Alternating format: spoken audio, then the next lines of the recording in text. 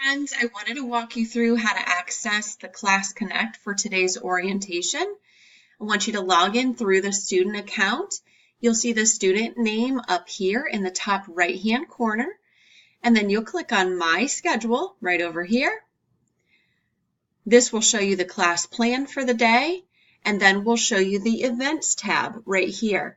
If you go down to this bar right here, it'll show Strong Start, New Student Orientation. It should show at 2 o'clock. You'll click on that at 1:45 and be able to open the program, download the program, and run the program. If this is showing here at anything other than 2 o'clock, I've also included a short video in the email that I sent that will help you walk through changing the time zones. If you have any troubles, any questions, you respond to that email and we'll get you set.